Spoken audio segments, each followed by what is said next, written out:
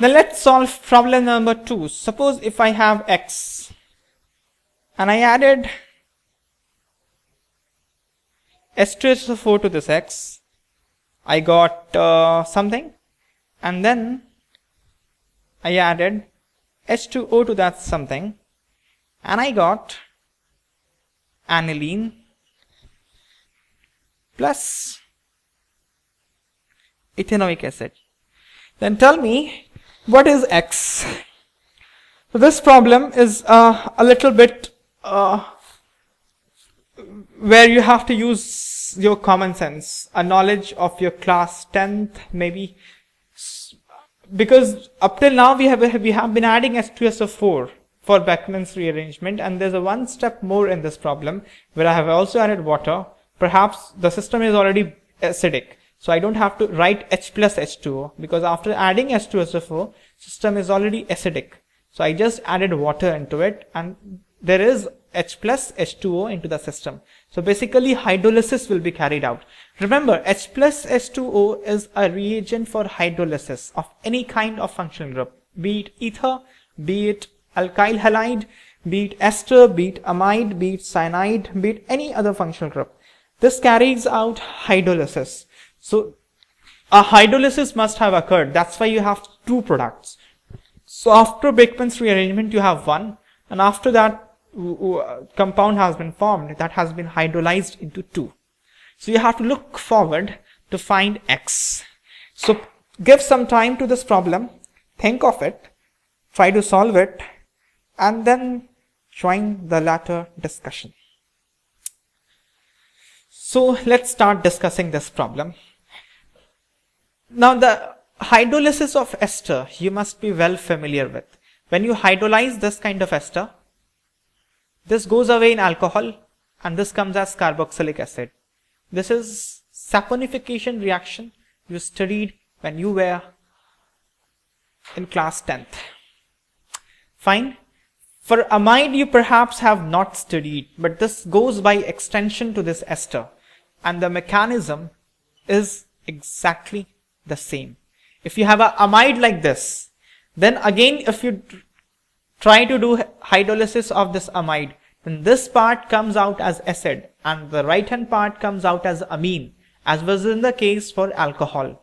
So this will give you carboxylic acid plus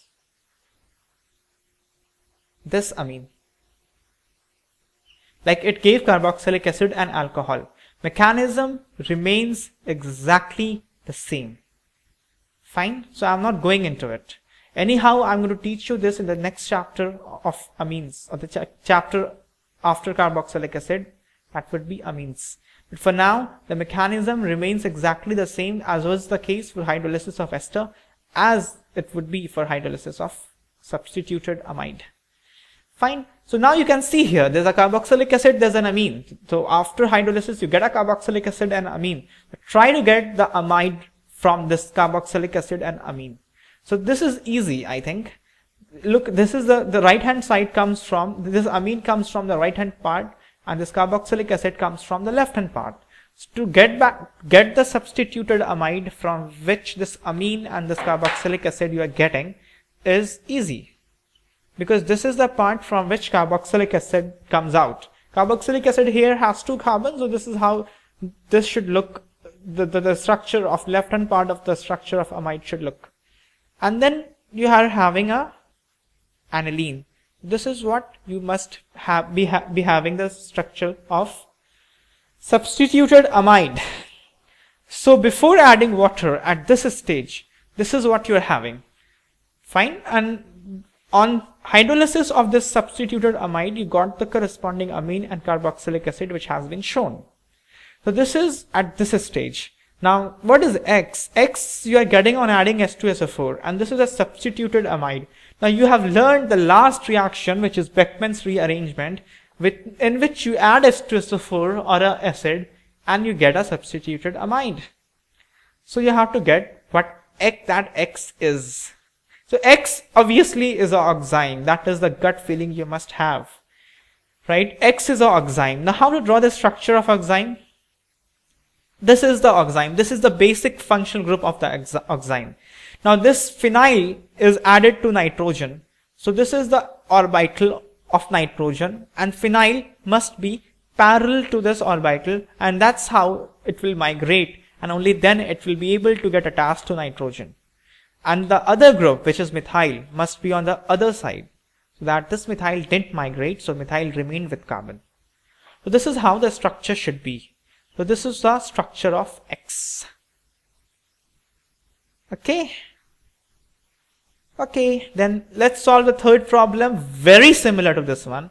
And if you could not get the answer this time, try and get the answer for question number 3.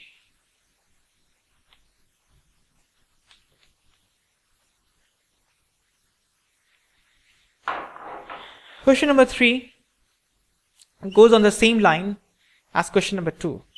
You have this, you add oxime to this. You got A, and then you added H2SO4 first, and then you added water to this. You got B. They're asking you write or draw the structure of B. So you have to get us the structure of B. What's the structure of B?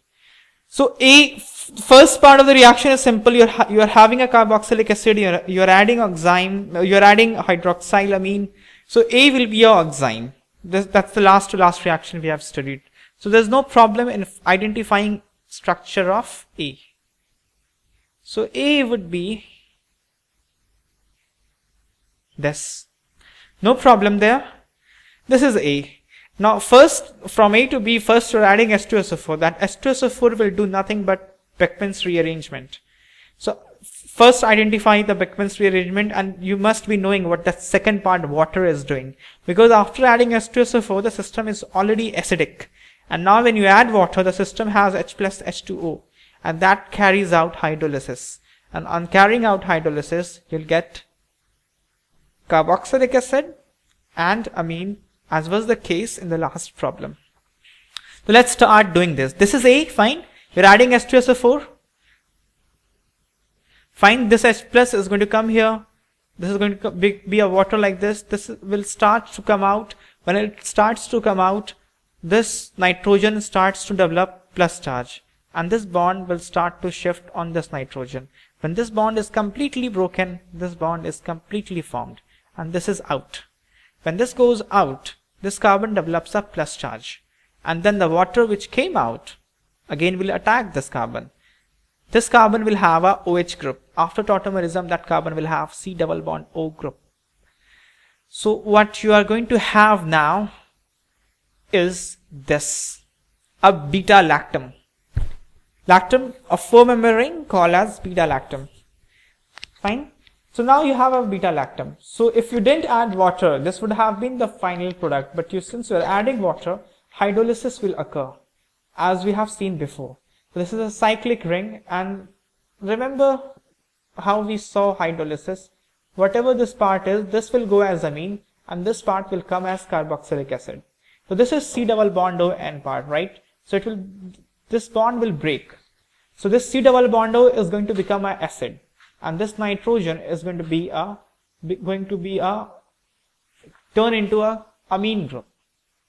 So this is something going to be like this. This carbon turned into carboxylic acid, this carbon CH2, and for this carbon you have CH2, and this nitrogen is turning into a amine group like this. So you have a beta amino acid. This is the carboxylic acid, this is the alpha position, this is the beta position, amine group on a beta position. This turns out to be a beta amino acid. That's it. So this is the toughest problem that you're going to get from this Beckmann's rearrangement. So this reaction is done. Let's move on to the next reaction.